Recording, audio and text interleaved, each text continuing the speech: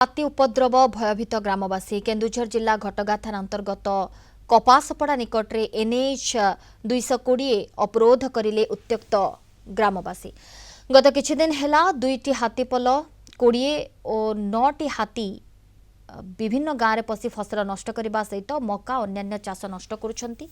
केतांक गाँव में 9 टिकिया हाथीपल घर भांगिबा सह व्यापक फसल नष्ट करिछंती।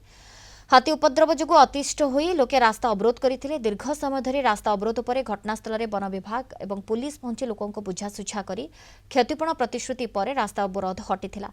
वन विभाग व्यवस्था को नहीं असंतोष प्रकाश करी नियमित हाथी पेट्रोलिंग हाथीपल को अन्यत्र घोड़ाइबा और क्षयक्षतिर तुरंत आकलन करी क्षतिपूर्ण देवा दाबी करिसेंती उत्त्यक्त लोके। जे हाथी को आमे घोड़े ठीक रास्ता रे आमे घोड़ेबा मिलीमिशी कार्य करबा आ अनिष्ट हेबा को देबा नाही हमको प्रतिश्रुति देले तापर आमे रास्ता छाड़ीछु।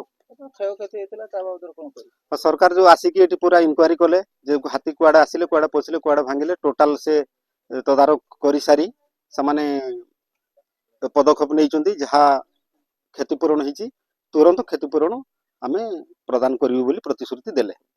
इपटे आसिला तर कांथ फांथ भांगिना तापर एडजस्ट घरटा भांगिना से भीतर गला पर से तार छोट पिला भी थिले बोझी थिले चावल गुडे भी ता भीतर थिला चावल सहित ये से कबाट जो गोटे छोट घरे से हमर सुजन मानता और हाथी बहुत संघर्ष होला 45 मिनिट तापर तापर कि कबाट भांगी ना से पसला पर अधघंटे पर तापर जो संघर्ष होला तापर किछि समय अधघंटे पर से रिटर्न हेना जंगल को पड़े।